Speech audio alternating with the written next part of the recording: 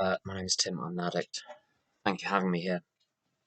Um, I like this focus on the hopelessness, although I don't think we are really hopeless. We're hopeless, or certainly I was hopeless when I got into recovery. My native state is hopelessness, but that doesn't mean there is no hope. Um, my clean date is 24th of July 1993. I was 21. I'm not 21 anymore. What does hopelessness mean? Uh, uh, I'm hopeless after the first substance. Um, my addiction has a life of its own once it's activated. Very simple. Uh, both on the day itself and in terms of the fact that when it becomes activated, I can't deactivate it. I can be off for months or years when I start again. So I've got to be very careful not to activate it. But left to my own devices, I will. This is the second element of hopelessness. Quite simply, it will seem like a good idea.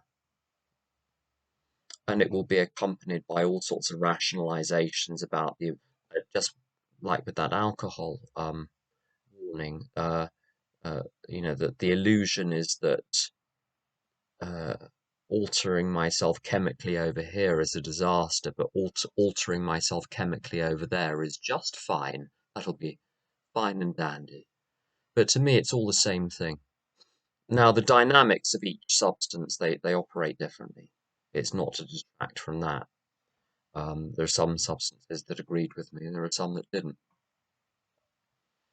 There are some that I could take or leave, but I don't have any of them anymore because I don't know where starting would take me.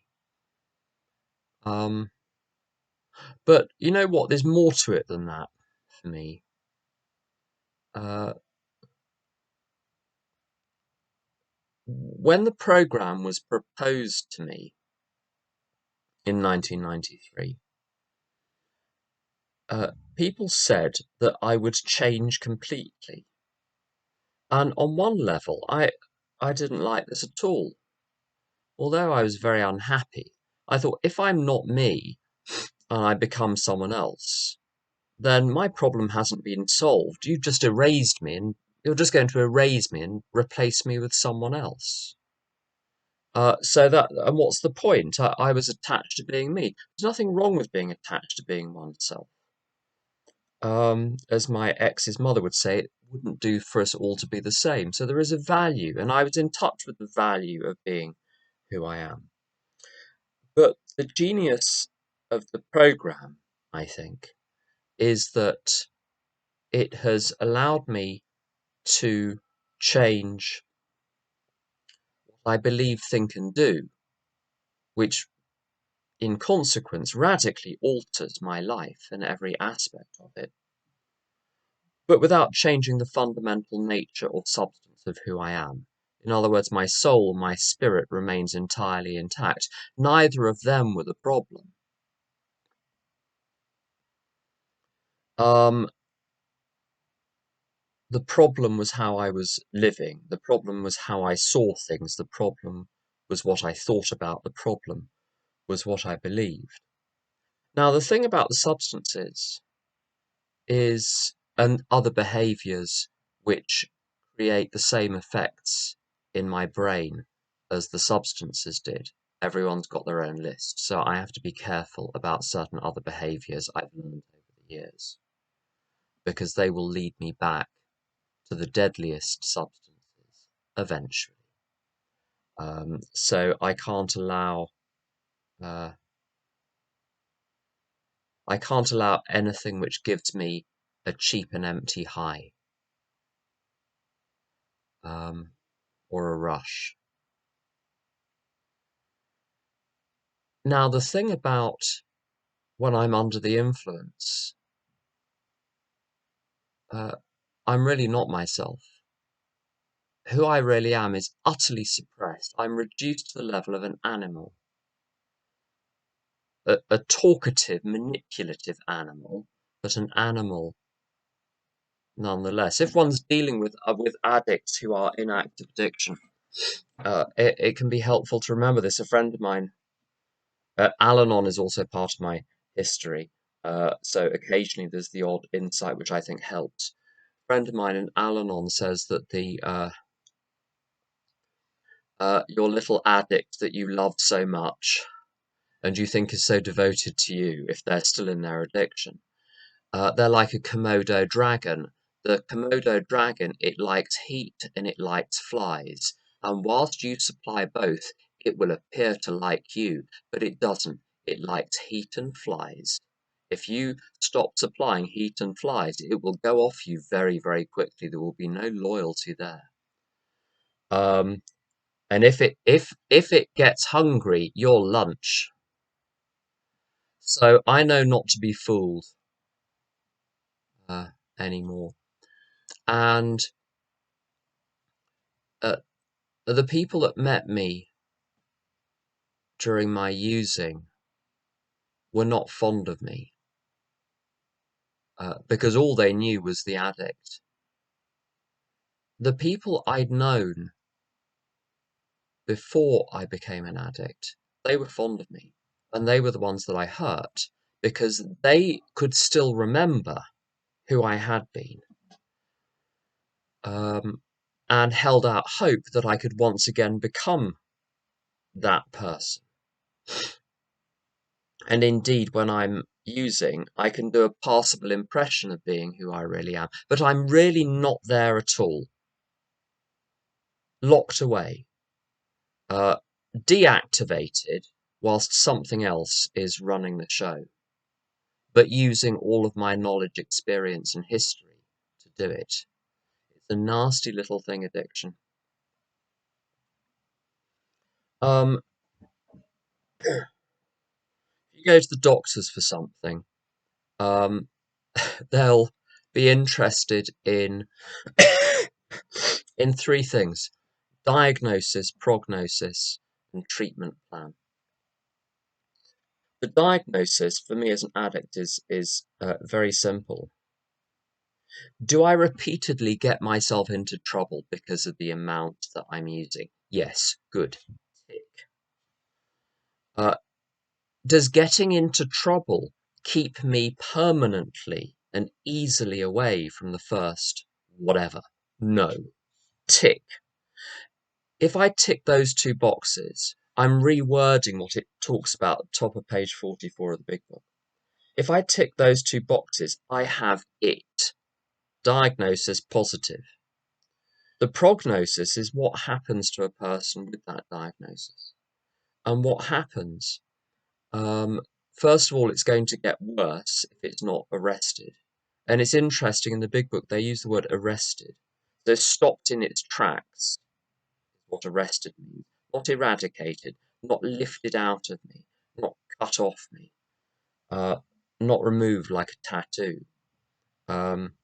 It's like the word through a stick of rock, it goes all the way through, it can't be removed. Try to scrub it off, it's still there. There's the layer below. It's if I've got it, it's progressive, it's not arrested. It's incurable, which means I'm going to have it forever. And it's fatal. And the difficulty about fatal is you don't know when. Um, Sadly, one knows people who drink again and are literally dead within a day. Other people, poor old souls, seem to carry on for years, causing the most terrific problems for themselves and others, and miraculously stay alive. It's unfathomable. When and how death comes is unknown. The fact of it coming or being accelerated is undeniable. So that's the prognosis. The rock bottom is the recognition that I've got it and what it means. It is not the circumstances which bring me to the table at which we discuss the diagnosis and the prognosis. It's not the feeling that gets me into the doctor's office. It's the discussion I have in the doctor's office when it hits home what I'm dealing with. That is the rock bottom. If someone hasn't had a rock bottom, they haven't understood step one. I think the rock bottom comes as a result of doing step one, not uh, it is not what uh, brings about step one, as it were. The sense that this is intolerable and something must be done about it uh, comes from working the first step. People talk about having to accept their alcoholism, and the trouble is with accept, it means so many different things. I have to not deny it, I have to accept it, to accept my addiction, because I'm multiply addicted to all sorts of things, all sorts of substances, all sorts of behaviours. I have to accept it in the sense of facing the facts and not attempting to deny, outmaneuver, outwit, evade, play down, or decorate the facts, just to accept the facts as they are. But recovery requires me to find the facts thus accepted unacceptable. So it's unacceptable for me to continue along the path I'm on. So that's the diagnosis. And by the way, unmanageability, I've got a very simple view of it. If I can't control, left to my own devices, whether or not I use, I'm not in charge of my life. Whether or not I use is in charge of my life. And if I hand over the reins, it's got the reins. Very simple. I'm literally not in charge. Um, The treatment is now, if you're very new to CA, I've got a little bit of a shock. It's going to involve this frightful thing called a higher power. Um, and I'd love to say we've got, options B, C, and D, but we don't. There isn't anything else. But that's not as bad as it sounds. Uh, the marvelous thing about higher powers is they're considerably more intelligent than I am. So even if I don't know what they are, they know what a higher power knows what I am. If I don't know how to find the higher power, that doesn't matter. It knows how to find me. It was here first. So I don't have to be clever or cute or smart in any way about finding a higher power. Um, what I have to do is the remainder of the steps. My first sponsor helpfully told me that I didn't need to worry about God. I'm going to use the word God on higher power from this point onwards because it's shorter. Um, what I mean by the word God is nobody's business but my own. There's nothing worse than one of those wretched step three meetings where everyone trots out their beliefs and you leave thinking, I never want to go to another meeting again if I have to believe all of that. So it's best to say absolutely nothing about exactly what the higher power is, except to say, if trusted, it will guide me to live clean, sober, and fruitfully. There we go. Everything else can be discussed one to one in a setting which is not going to trigger people left, right, and centre. But what my sponsor said to me was, you don't need to know anything about God other than it's not you. In other words, you can't be trusted. And this is true in a very literal sense. Um, as an addict, I'm someone to whom getting strung out will periodically seem like a perfectly good idea. And the faculty of discerning that that has happened, that thought has arrived, this insane thought has arrived, is switched off sometimes. Sometimes I recognize insane thoughts as insane. Other times I can go for weeks with an insane, irrational pattern of thinking before realizing I've gone off on a tangent, a wild goose chase. So, uh, and this should be great relief if you're troubled by your mind. So you don't have to trust it ever again. Well, what does one trust? And it's all very well saying God, but what does trusting God mean? Well, it means living by a system, which is what CA offers, what the 12 steps offer. Living by a system rather than living by, though I'll tell you how I used to live. Imagine that in my mind there's a little bird tells me what to do. And whenever it tweets something, I say, very good, and I go and do it. That is how I lived. And the result of living like that was having to come to meetings. There we go, having to come to meetings for 30 years. So we don't want to listen to that little voice. Um, uh, what I have instead is the 12 steps, the principles which are scattered all through the big book, prayer and meditation. And prayer is talking to God, chiefly thanking and uh, uh, asking questions and making requests, and then meditation, which is chiefly uh, listening and listening to and reading spiritual materials and asking God to speak through those to me, with regard to how that content applies to my situation. Very, very advanced monks are able to communicate directly with God. But when you look at the rigmarole they have to go through to get to a position where they can do that reliably without spiritual danger, that if anyone is familiar with the spiritual exercises of St. Ignatius or St. John of the Cross or any of those, it's no mean feat, and it's no walk in the park trying to form a sort of direct relationship with God where God will reveal these great things. Very dangerous as well. So I don't do it. I keep it very, very simple.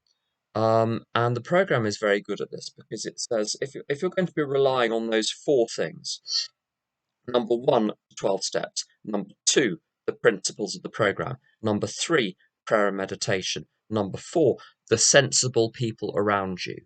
Now, they may not be sensible with regard to their own lives, but they can usually smell bullshit when it's in front of them, when it's someone else's.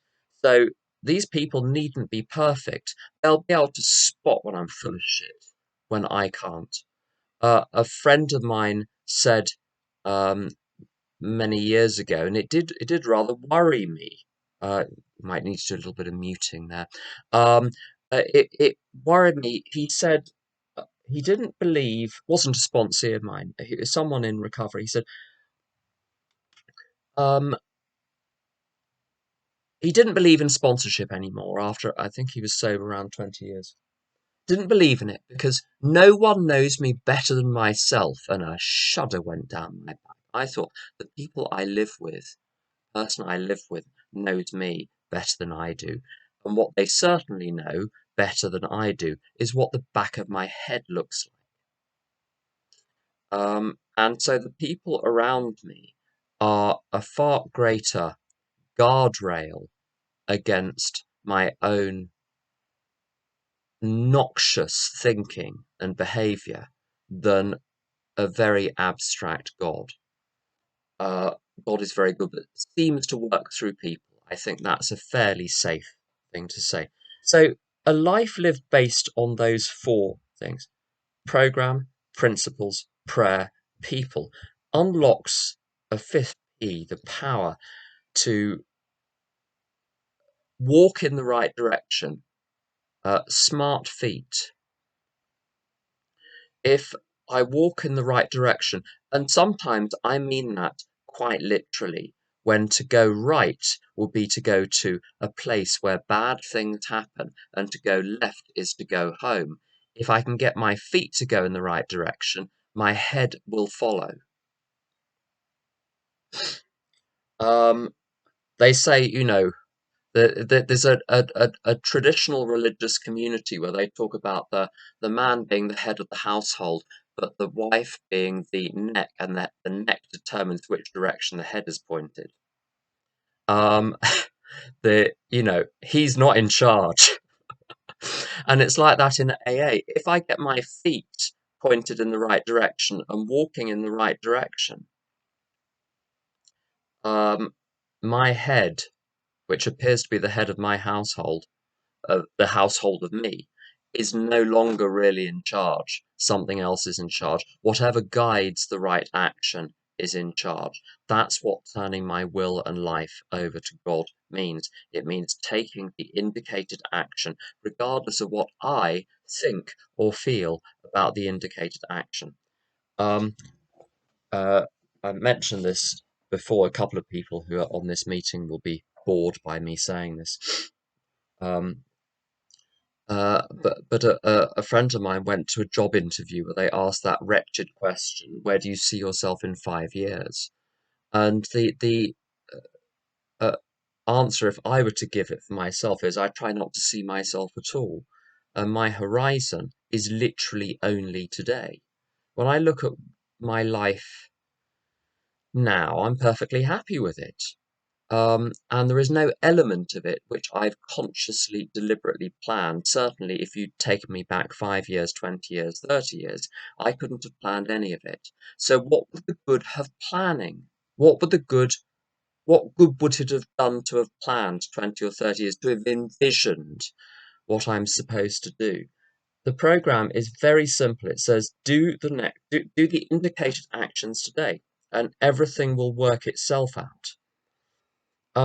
Now, it seems to run, to my thinking, quite against the wisdom of the world, as it might be called, where you're supposed to sort of take command of your own destiny and forge a place for yourself in the world and you know, optimize. That's one of the modern words. um, Optimize your profile on LinkedIn, that sort of thing.